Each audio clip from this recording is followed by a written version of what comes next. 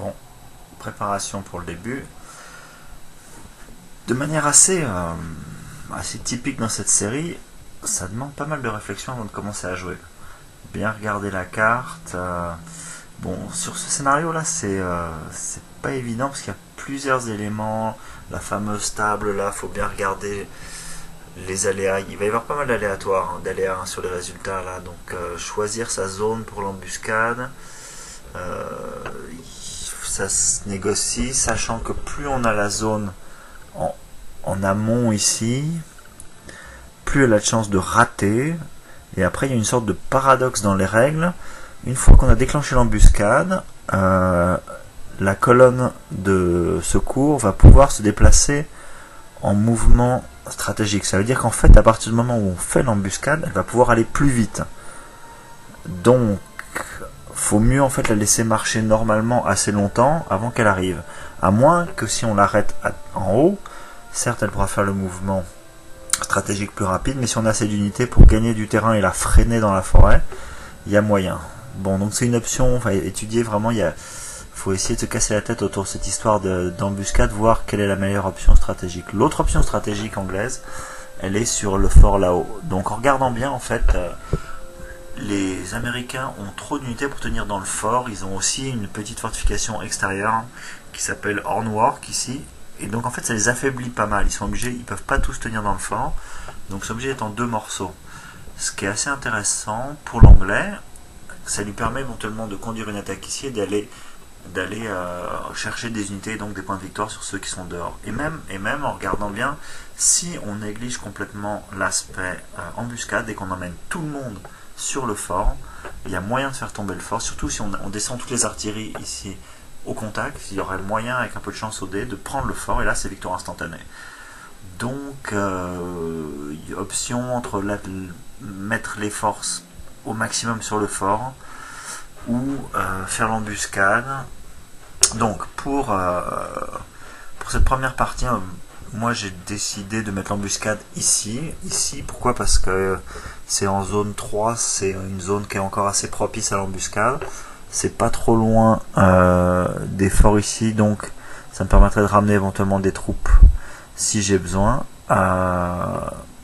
Et aussi le terrain s'y prête bien. Il y a une colline ici, une ligne de forêt, on peut vraiment stopper. Puis toutes les troupes d'embuscade peuvent apparaître ici en amont sur les collines avec des bons bonus pour dévaster la colonne. Parce que, bon, à part la victoire absolue en mort subite, comme d'habitude dans cette série, il faut démoraliser au maximum l'armée ennemie et donc lui infliger des pertes. Donc si l'embuscade est vraiment réussie, il y a moyen quasiment de prendre une avance suffisante en point de victoire là-dessus.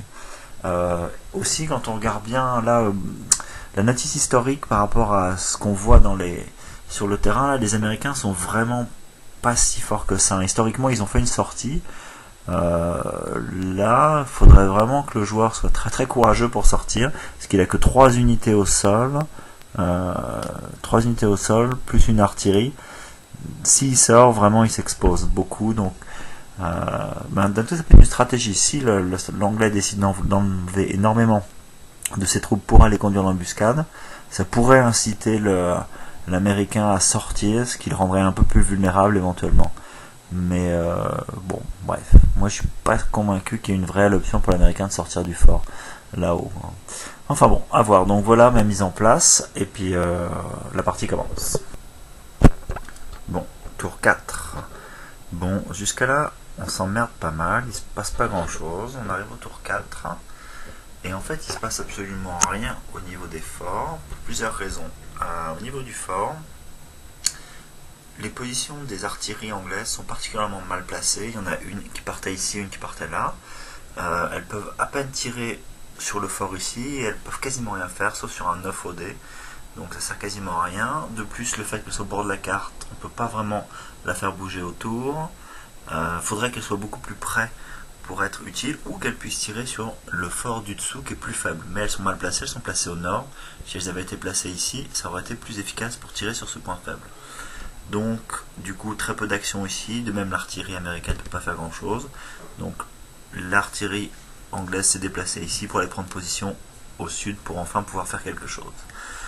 Aucun mouvement sur toutes les unités régulières, pour la bonne raison que tant que l'embuscade n'a pas été déclenchée, elles peuvent pas bouger. Si elles bougent, elles pourront pas participer à l'embuscade, donc rien ne bouge. Aussi, côté renfort, au niveau de l'embuscade ici, absolument rien ne se passe. Les troupes sont arrivées en montant doucement, et là, finalement au tour 4, elles vont arriver au point d'embuscade. Et celle-ci va être résolue. Ok, résolution de l'embuscade de tour 4. Donc vous voyez, moi j'ai choisi l'option pour voir jusqu'où on pouvait pousser la logique maximum embuscade. Donc massacre dans la forêt complet, version Patriote le film.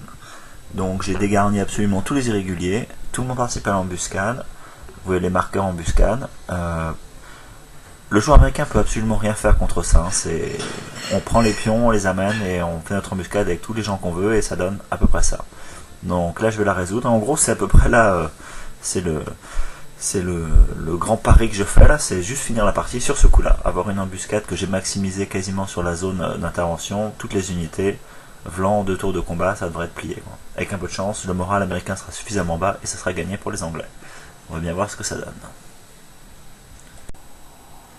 Donc je viens de résoudre l'embuscade. C'était un peu frontal, dirons-nous. Donc voilà ce qui reste à peu près de la colonne. Je ne sais pas s'ils arrivent à faire le net là-dessus.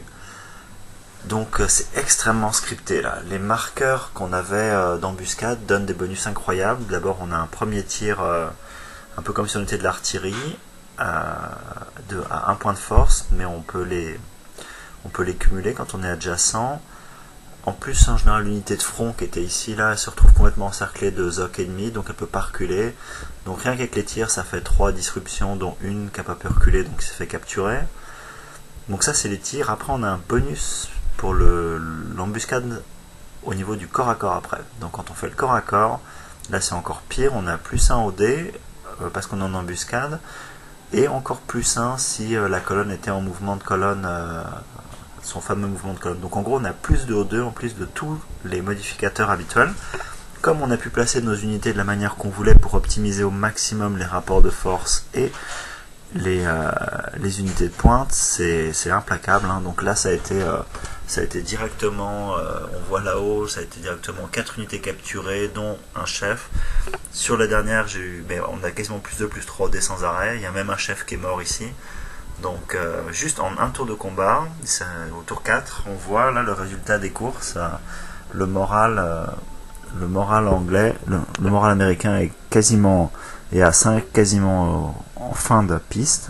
Le moral anglais au maximum, donc il n'y a plus tellement de choses à faire pour la colonne ici. Bon, par contre, le fait que l'embuscade est vraiment extrêmement efficace, donc du coup ça m'a permis de prendre le wagon ici et de le looter. Bon, là aussi c'est encore piloté automatiquement, les Indiens sont obligés d'avancer, donc les Indiens sont en mode pillage, ainsi que mes troupes là, elles vont être coincées jusqu'à ce qu'elles puissent se rallier. D'autres Indiens vont arriver pour être coincés à nouveau en mode pillage. Donc ça va un peu ralentir l'exploitation du massacre là, à cause du pillage, et ça va sûrement me faire perdre des unités indiennes, mais d'un autre côté, il n'y a plus rien, il n'y avait plus de leader. En point de victoire, c'est la catastrophe aussi. Là, les points de victoire, c'est des victoires écrasantes pour les Anglais. C'est un peu, c'est même très décevant parce qu'il n'y avait aucun jeu, quoi. Hein. La colonne avance sur la route jusqu'à ce que ça déclenche l'embuscade, on se place, on résout, et c'est imparable, on peut rien faire, c'est très... Après on lance les dés, hein, les bonus sont écrasants, puis ça se passe bien. Moi là, c'est bien passé, des 7, des 9, boum. Il n'y a pas grand chose à faire de ce côté là. Bon, j'ai pris quand même l'option embuscade au maximum, ce qui fait que je suis très dégarni au niveau du fort. Il y a des choses à tenter ici quand même, hein. Je pense que là il y a une sortie tentable pour aller détruire le camp d'infanterie, mais c'est éventuellement aller exploiter les camps indiens là, mais ça va être un peu un risque hein, parce que maintenant tout le monde va refluer par là-bas. Donc voilà, c'était la résolution de l'embuscade, une belle scène à la Patriote, un gros massacre. C'est extrêmement scripté, vraiment très peu de stratégie. Bon, voilà, pour l'instant, on regarde le jeu se dérouler. Ok, donc tour 5 de ma partie sur Oriskany. Bon, j'ai joué un tour de plus après l'embuscade pour voir. Encore plus de règles scriptées. Là, je sais pas si vous voyez ce bordel ici, mais c'est maintenant que le wagon a été looté, les unités indiennes viennent s'empiler les unes après les autres. Elles ont vaguement des chances de ressortir.